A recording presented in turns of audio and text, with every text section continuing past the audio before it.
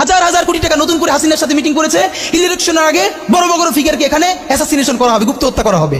পুরো এখানে ভারতীয় আধিপত্যবাদ এখানে সব থেকে বেশি অ্যাক্টিভ আছে। এখানে আওয়ামী লীগের হাজার হাজার কোটি টাকা, তার সচিবরা, তার পুলিশরা, তার পান্ডারা সব রয়ে গেছে। আর্মির মধ্যে একটা বড় অংশ রয়ে গেছে, কোনো সংস্কার করা হয় নাই। তার বারবার স্যাবোটেজ করবার চেষ্টা করছে, এই রাষ্ট্রকে, এই সরকারকে ফেল করানোর চেষ্টা করছে।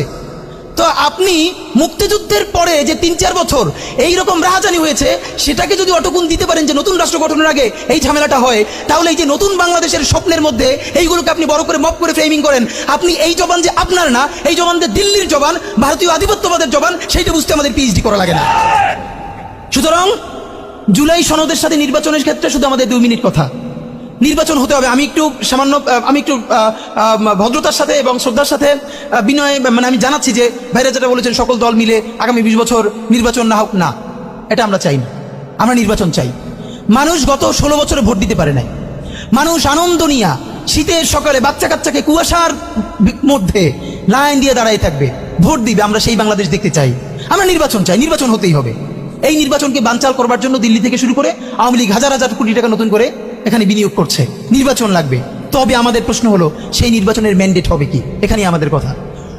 কোন ধরনের আপোষ ছাড়াই নতুন নির্বাচন হইতে হবে জুলাই সনদের ভিত্তিতে।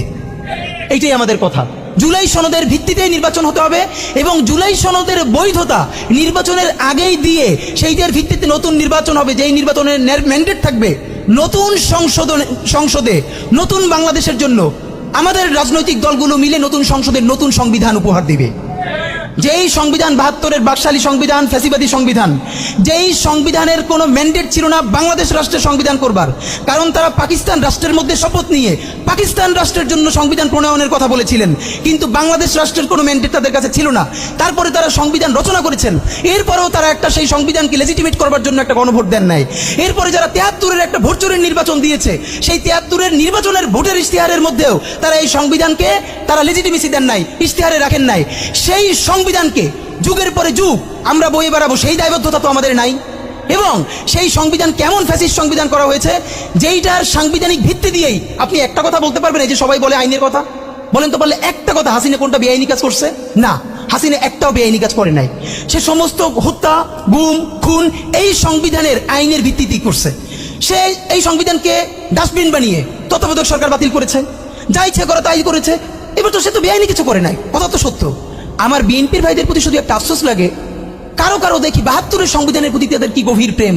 যেই সংবিধানের মধ্য দিয়ে বাকশাল এসেছে, যেই সংবিধান গণতন্ত্র হত্যা করেছে। আজকে বিএনপির ভাইদেরকে একটা কথা বলি, আপনারা হয়তো অনেকে জানেনও না।